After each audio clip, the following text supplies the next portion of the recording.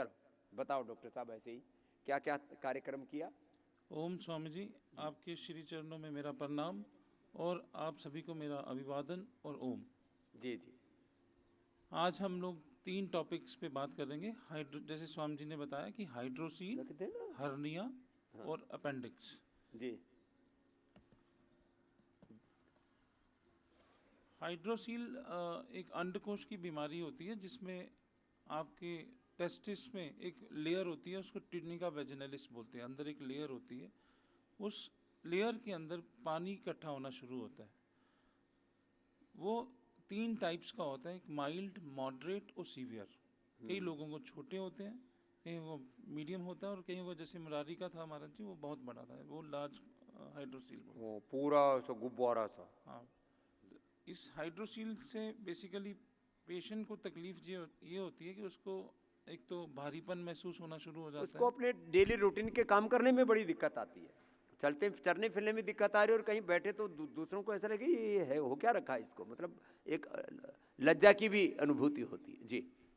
दूसरा, तो इस पेशेंट को पेन भी होना शुरू हो जाती है स्क्रोटम में, और मोस्टली जो कॉजेज होते हैं इसमें ट्रोमा होने की वजह से होते हैं, इन्फेक्शन हो जाती है, और कई बार testicular torsion means testis rotation में हो जाते हैं, तो उसकी वजह से फ्लूइड सिक्रीशन होती है और उसमें हाइड्रोसील की प्रॉब्लम बनना शुरू हो जाती है।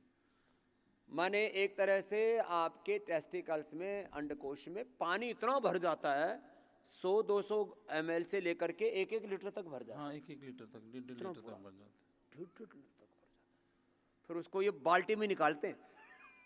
तो लॉन्ग स्टैंडिंग इसको रखने से क्या होता है कि कई बार टेस्टिस का साइज एट्रोफी हो जाता है, टेस्टिकुलर एट्रोफी बोलते हैं, वो हो जाती है। फिर पूरा इतना ज़्यादा वो चीज़ें, तो फिर ये सब चीज़ें ना, अंदर अंदर कोई चीज़ें बढ़ती रहती हैं। आंतों की लेयर कमज़ोर हो जाए, हर्निया हो जाता है, उसमें से आंत फाड़ करके बाहर निकल जाती है। आंतों की लेयर कमज़ोर हो गई, टेस्टिकल्स की भी अंदर लेयर है, हर एक चीज़ का 1 2 3 3 प्रोटेक्शन है। आंतों के भी, स्किन के भी, टेस्टिकल्स के भी कितनी लेयर होती है?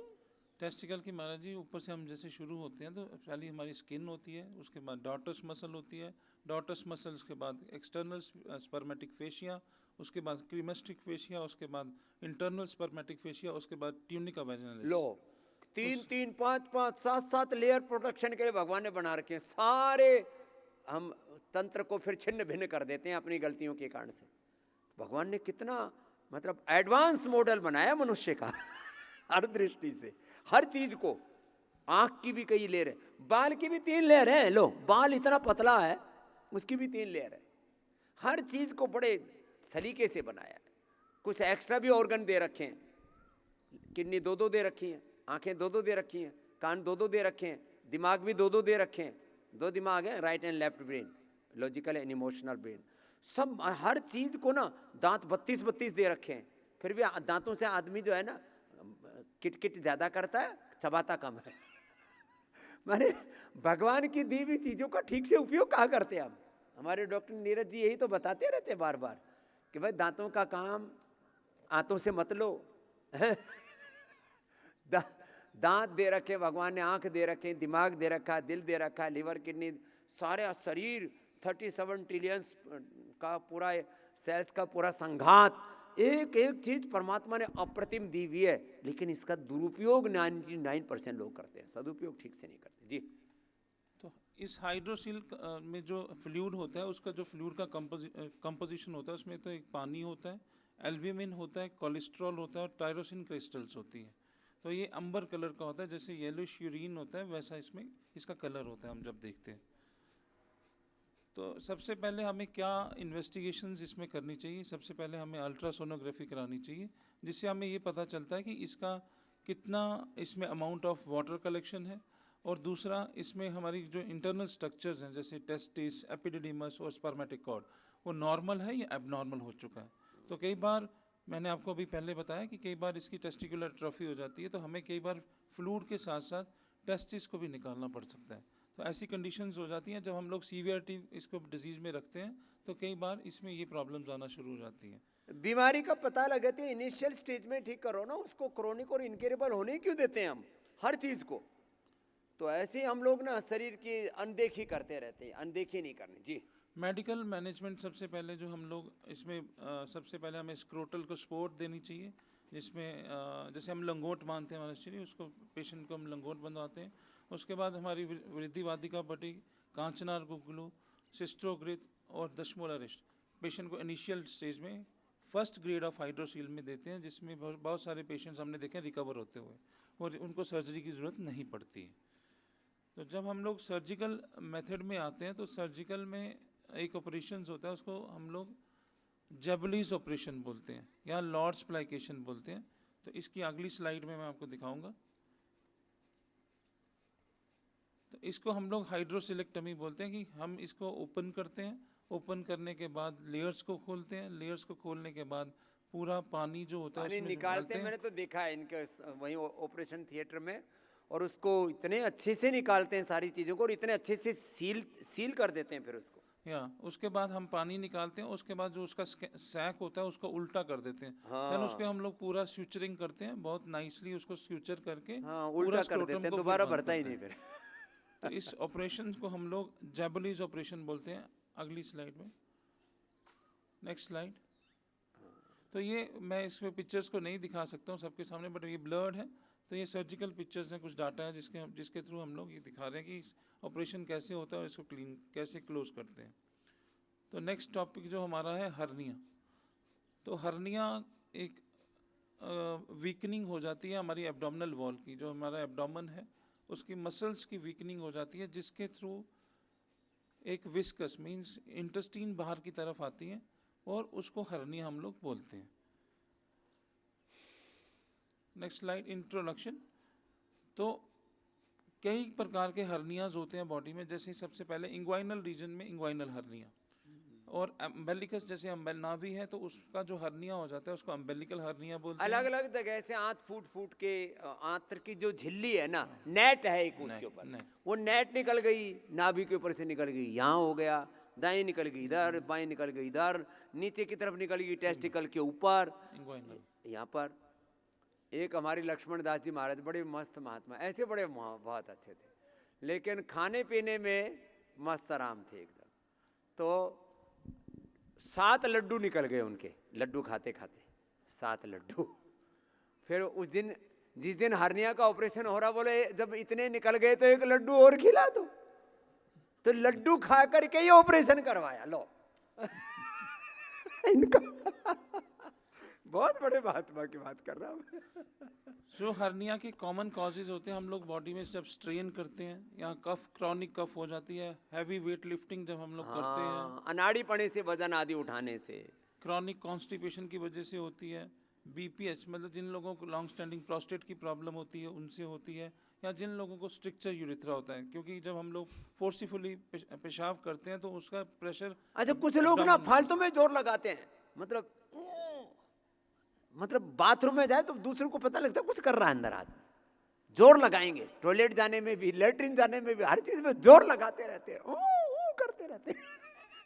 इतना जोर क्यों लगा रहे हो? इससे 3 नुकसान है। एक तो आपकी आंतें कमजोर पड़ती हैं, आपका की जीवनी शक्ति का ह्रास होता है। याद रखना, जो बहुत जोर लगा करके लेटरिन करते हैं, अरे हम तो ऊपर खींचते हैं, तुम नीचे जोर लगाते रहते हो। योगी ऊपर खींचता, देखो ये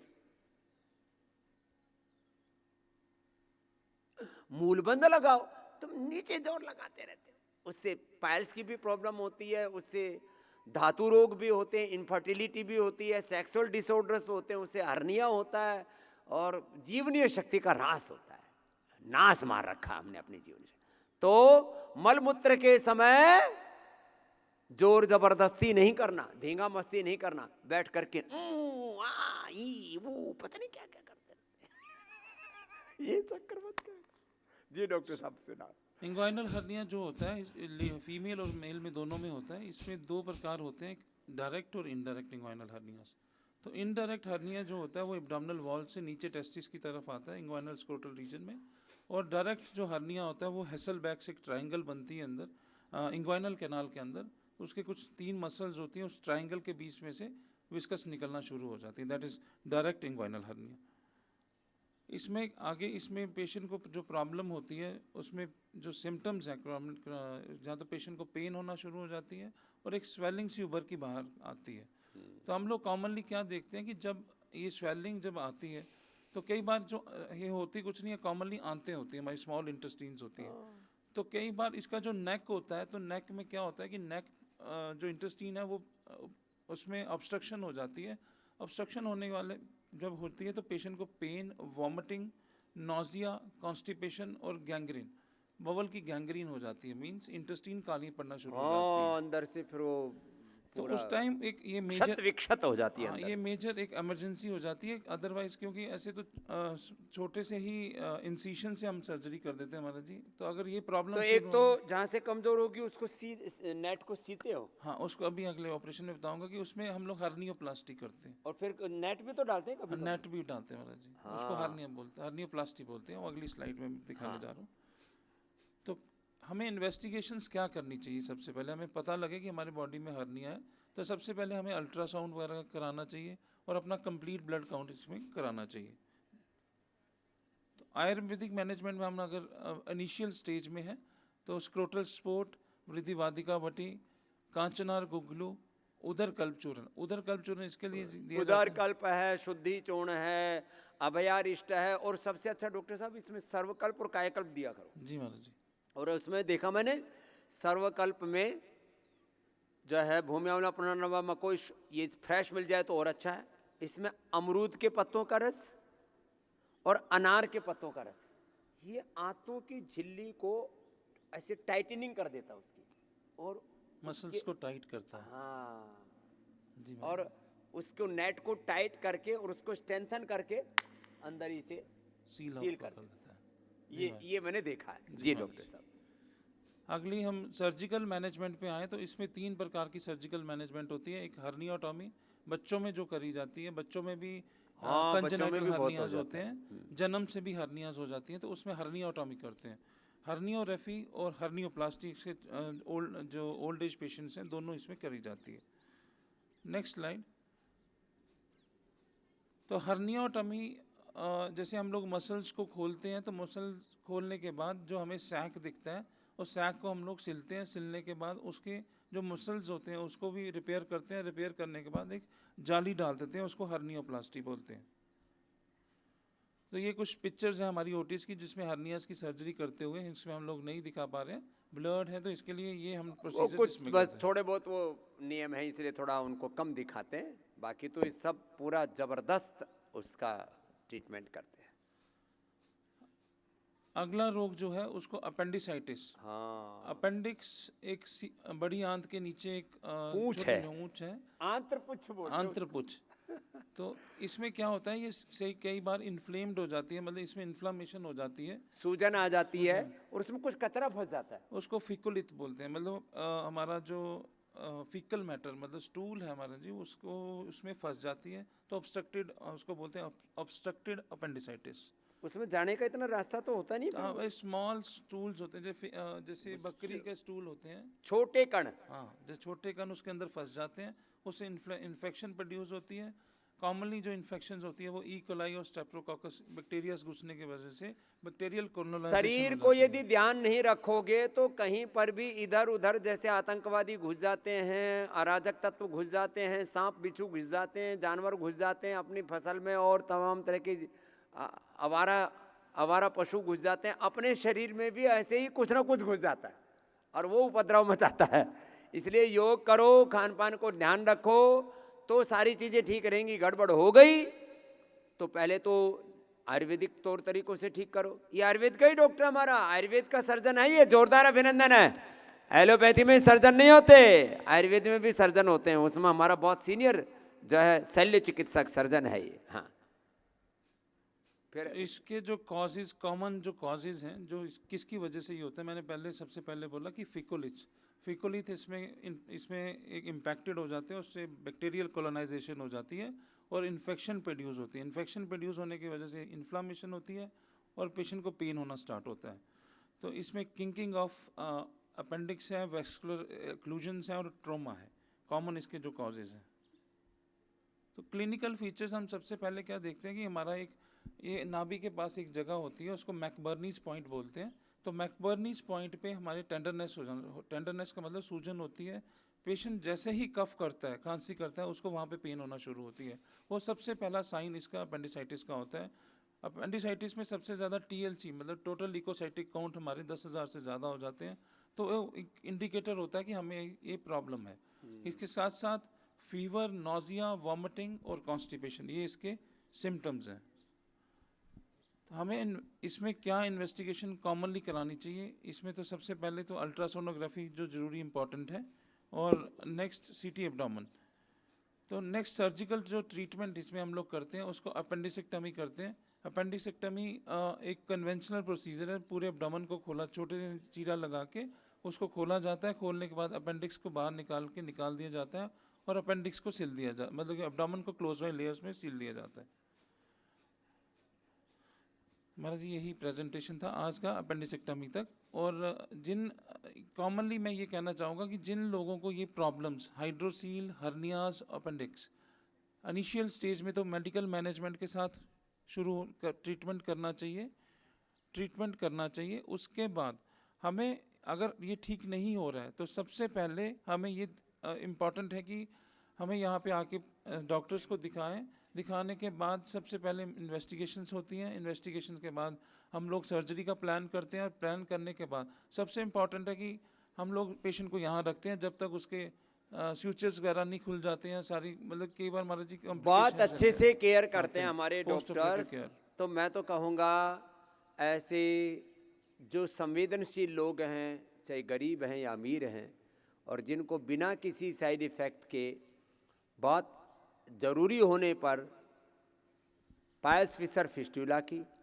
हाइड्रोसिल की, हर्निया की या अपेंडिक्स की सर्जरी करानी है, तो उसका श्रेष्ठतम विकल्प हम आपको पतंजलि में उपलब्ध कराते हैं। उसके लिए डॉक्टर सचिन जी, पूरी टीम को, पूरी सर्जरी की शल्य चिकित्सा की पूरी टीम को एक बार जोरदार अभिनंदन, हमारे सारे डॉक्टर्स को। तो आपको ये एक परिचय करवाया कि एक बहुत बड़ी सेवा सर्जरी की।